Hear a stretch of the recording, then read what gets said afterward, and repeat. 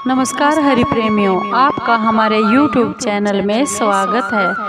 सभी दर्शकों को जय श्री कृष्ण। हरि प्रेमियों, कैसे हैं आप? उम्मीद है आप सब अच्छे होंगे। आइए आज का प्रसंग शुरू करते हैं। आज का प्रसंग है बुधवार व्रत कथा। हरि प्रेमियों, उससे पहले अगर आप हमारे चैनल पर नए हैं तो प्लीज़ चैनल को सब्सक्राइब ज़रूर कर लीजिए और बेल आइकॉन को ज़रूर दबा लीजिए ताकि आप तक हमारे सारे नोटिफिकेशन पहुंचते रहे। हरि प्रेमियों, आपका भी सब्सक्राइब हमारे लिए बेहद मायने रखता है। हरि प्रेमियों, आइए कथा को शुरू करते हैं। हरि प्रेमियों, शमशापुर नगर में एक मधुसूदन नाम का एक व्यक्ति रहता था। वह बहुत धनी था। मधुसूदन का विवाह बलरामपुर नगर की एक सुशील और सुंदर लड़की संगीता के साथ हो गया। एक बार की बात है, मधुसूदन अपनी पत्नी को लेने बुधवार के दिन बलरामपुर चला गया। मधुसूदन ने अपनी पत्नी के माता पिता से संगीता को विदा करने के लिए बोला। संगीता के माता पिता बोले, बेटा आज बुधवार है और बुधवार को कोई भी शुभ कार्य के लिए यात्रा नहीं करनी चाहिए।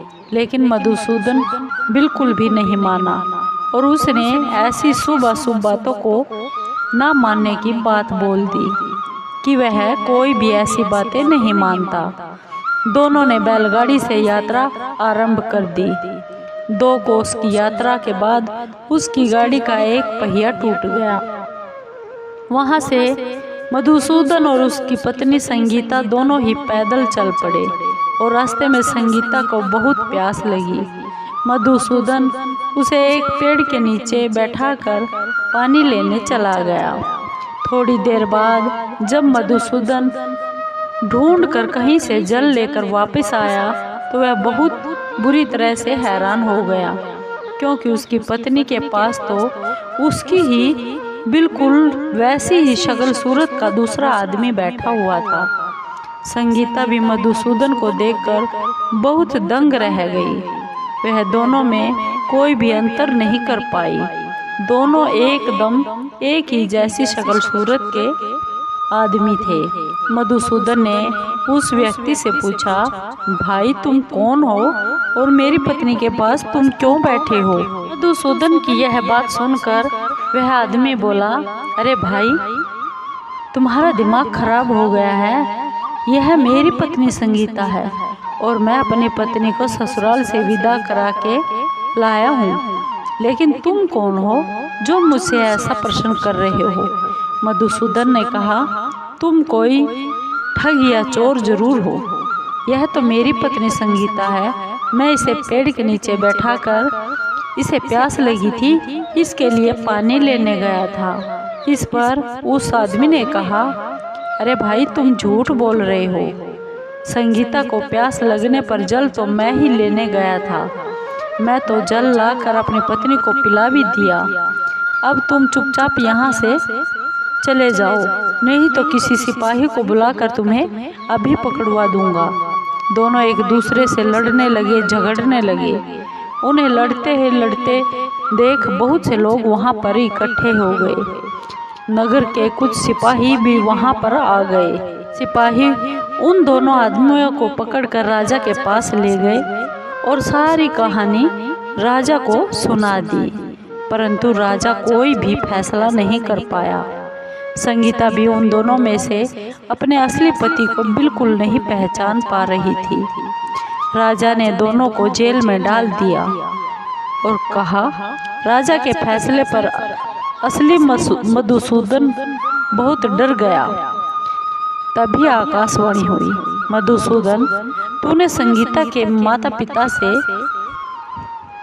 जो बात कही थी कि मैं शुभ और अशुभ बातों को नहीं मानता, तुमने नहीं माना और बुधवार के दिन अपनी पत्नी ससुराल से लेकर आ गया।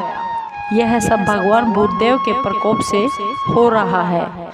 मधुसूदन ने भगवान बुद्धदेव से प्रार्थना की, हे भगवान बुद्धदेव, मुझे क्षमा कर दीजिए, मुझसे गलती हो गई।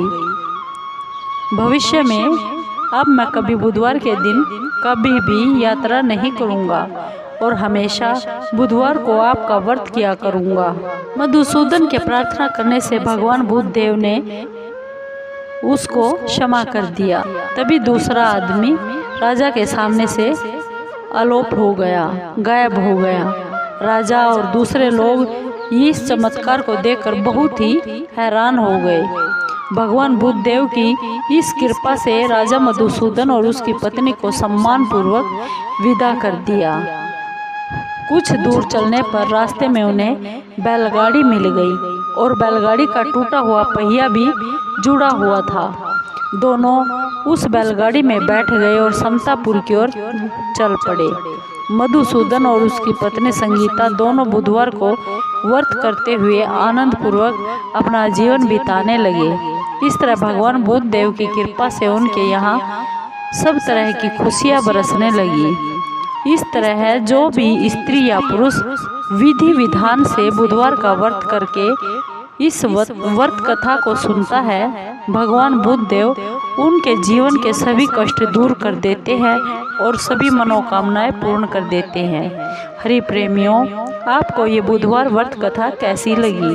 अगर आपको ये कथा अच्छी लगी हो तो प्लीज़ चैनल को सब्सक्राइब कीजिए, लाइक कीजिए, शेयर कीजिए और कमेंट ज़रूर कीजिए। आपके कमेंट का हमें बेसब्री से इंतज़ार रहता है। हरि प्रेमियों, जय श्री कृष्णा।